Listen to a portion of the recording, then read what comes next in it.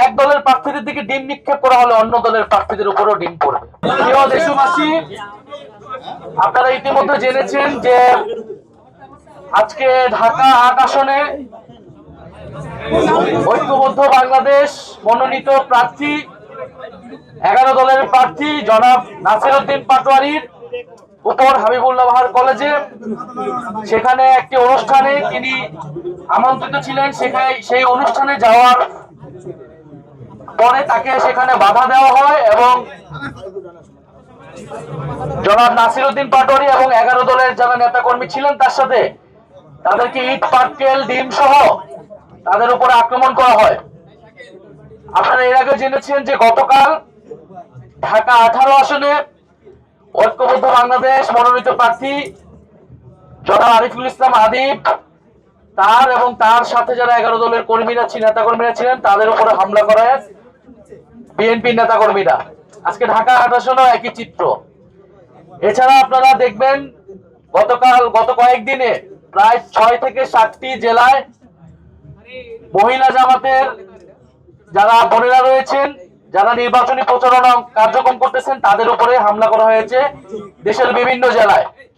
আমরা এই সকল হামলার তীব্র নিন্দা এবং প্রতিবাদ জানাচ্ছি এবং আমাদেরকে আজকে নির্বাচনের যে সামগ্রিক পরিবেশ, সেই পরিবেশ নিয়ে আমাদেরকে উদ্বেগ জানাতেই হচ্ছে এবং নির্বাচন কমিশন, পুলিশ প্রশাসন নীরব ভূমিকা পালন করছে।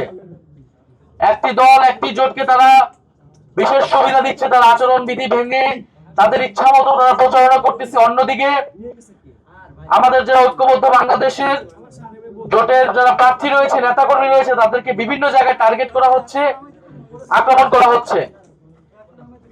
এটা স্পষ্টই লেভেল প্লেইং ফিল্ড যে নাই মাঠে, এটা গত কয়েকদিনে বাংলাদেশের মানুষের কাছে স্পষ্ট হয়ে গিয়েছে। তবে দুঃখের বিষয়, এই ঢাকা 8 আসন একটি বিশেষ আসন। শরীফ ওসমান হাদী এই আসন থেকে স্বতন্ত্রভাবে নির্বাচনে অংশগ্রহণ করতে চেয়েছিলেন এবং শরীফ ওসমান হাদীর গায়েও ডিম মারা হয়েছিল, তাকেও নানাভাবে বাধা দেওয়া হয়েছিল। অনেক বাধার কথা তিনি মিডিয়াতে জনসম্মুখে আনেনও নাই এবং অবশেষে তাকে শাহাদাত বরণ করতে হয়েছিল এই 8 আসনে। আমরা গণ অভ্যুত্থানের পরে আমরা গণতন্ত্রের দিকে আমাদের যাওয়ার কথা ছিল। আমরা একটি সুষ্ঠু নির্বাচনের পরিবেশ থাকবে, সেখানে সুষ্ঠু এবং নিরপেক্ষভাবে নির্বাচন অনুষ্ঠিত হবে, এটি আমাদের প্রত্যাশা ছিল। কিন্তু আজকে আমরা দেখতে পাচ্ছি এনসিপির তরুণ প্রার্থীদেরকে টার্গেট করা হচ্ছে, হামলা করা হচ্ছে। আমাদের বোনেদের, মায়েদের যারা আমাদের নির্বাচনের পক্ষে কাজ করে যাচ্ছেন তাদেরকে টার্গেট করা হচ্ছে, কারণ তারা বুঝে গেছে পুরো বাংলাদেশের তরুণ সমাজ, পুরো বাংলাদেশের নারী সমাজ ঐক্যবদ্ধ বাংলাদেশের পক্ষে দাঁড়িয়ে গেছে। তারা ভয় পাচ্ছে বাংলাদেশের তরুণদেরকে, তারা ভয় পাচ্ছে বাংলাদেশের নারীদেরকে।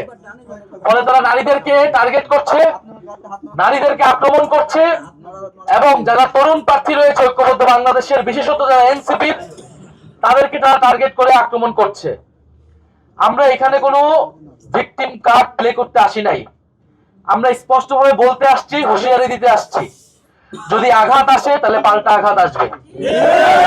যদি নির্বাচন কমিশন নীরব ভূমিকা পালন করে, যদি পুলিশ নীরব ভূমিকা পালন করে, তাহলে আমাদের পক্ষ থেকে যা করণীয় আমরা তা করব। এক দলের প্রার্থীদের দিকে ডিম নিক্ষেপ করা হলে অন্য দলের প্রার্থীদের উপরও ডিম পড়বে।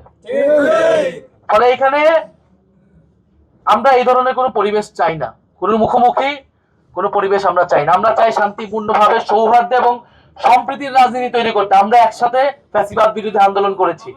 আজকে হয়তো আমরা নির্বাচন করতেছি দুইটা পক্ষ হয়ে, কিন্তু এর মানে এই না যে আওয়ামী লীগের কায়দায় তারা নির্বাচনে তাদের প্রতিদ্বন্দ্বীকে তারা অপদস্থ করবে, হেনস্থা করবে, নির্বাচনে বাধা তৈরি করবে। এবং এই সকল কিছু একটা পরিকল্পনার অংশ। যেই পরিকল্পনা, যেই প্ল্যানের কথা আমরা শুনে আসছি তারেক রহমান দেশে আসার পর থেকে, সেই প্ল্যান হলো যে ঐক্যবদ্ধ বাংলাদেশ যেহেতু জনপ্রিয়তার শীর্ষে আছে, তাদের প্রার্থীরা জনপ্রিয়তার শীর্ষে আছে, ফলে তাদের প্রার্থীকে আক্রমণ করা, হেনস্থা করা, গণসংযোগে বাধা তৈরি করা, নির্বাচন কমিশন এবং মিডিয়ার উপর চাপ তৈরি করা এবং নির্বাচনকে একপাক্ষিক করা, নির্বাচন ভোট কেন্দ্র দখল করা এবং নির্বাচনের ফলাফল নিজেদের দিকে নিয়ে যাওয়ার চেষ্টা করা। আমরা যদি সেই ধরনের কোনো প্ল্যান থেকে থাকে তাহলে 12ই ফেব্রুয়ারি সেই প্ল্যানের রফাদফা হবে এই বাংলাদেশে।